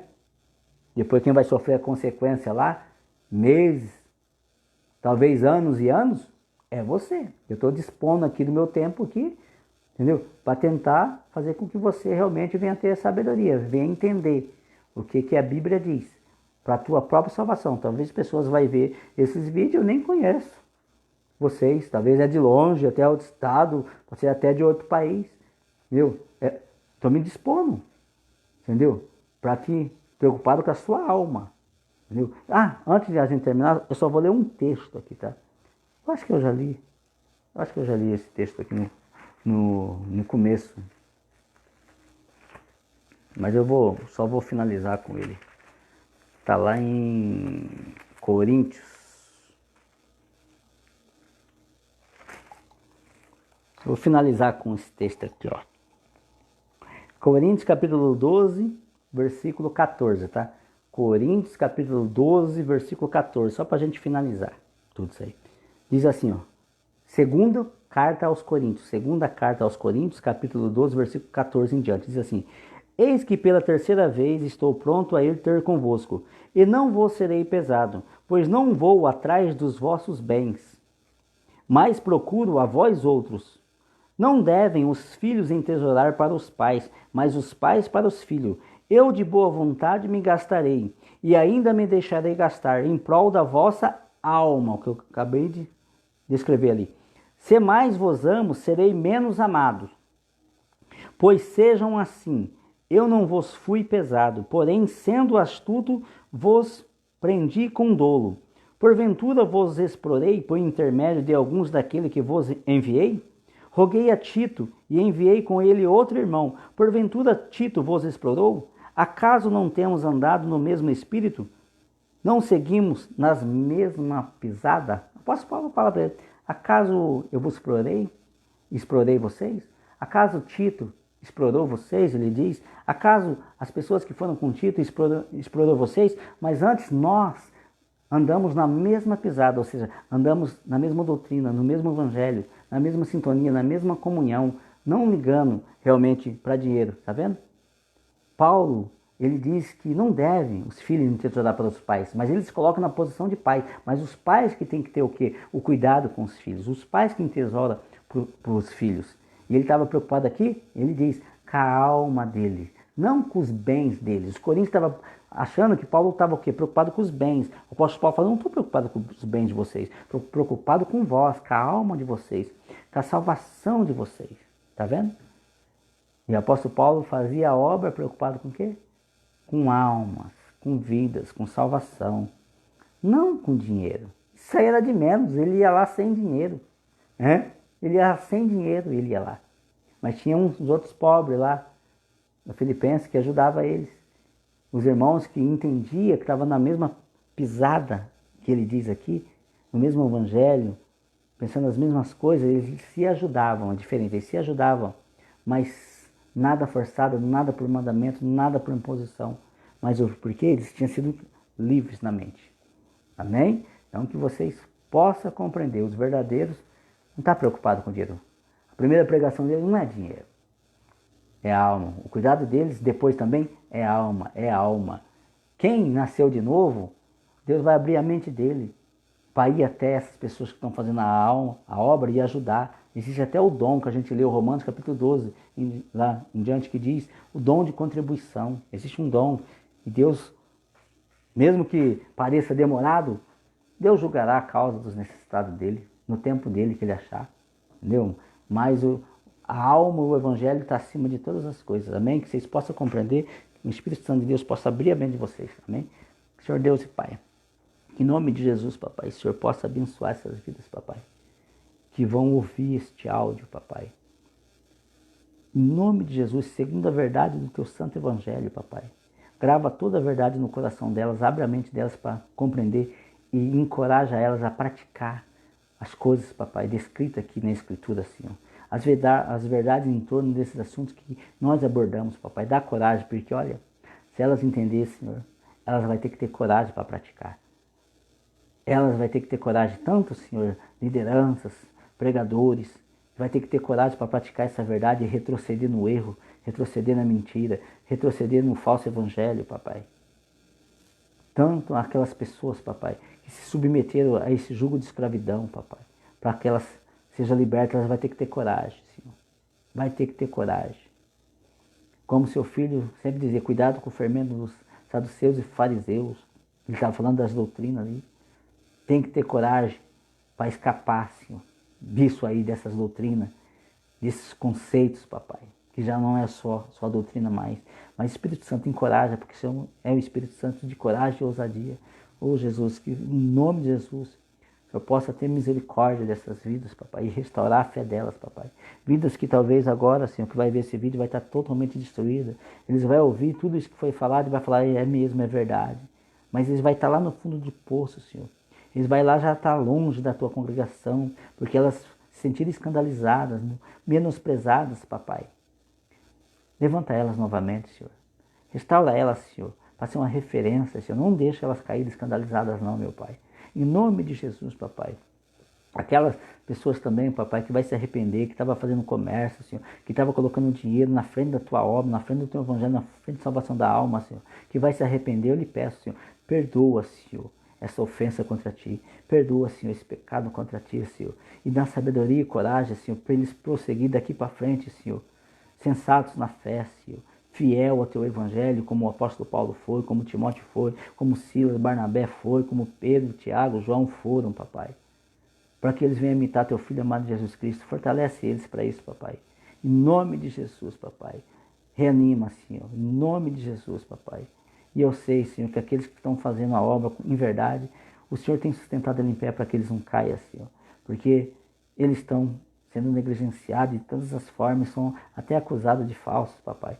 Mas como o apóstolo Paulo, sendo verdadeiro, concede cada vez mais graça para eles continuar pregando a verdade, mesmo sofrendo todo esse tipo de dano, Senhor, e até mesmo a morte. Então, em nome de Jesus, papai, eu lhe peço, Senhor, tua misericórdia, Senhor, que a tua misericórdia seja derramada, Senhor, na face da terra, Senhor.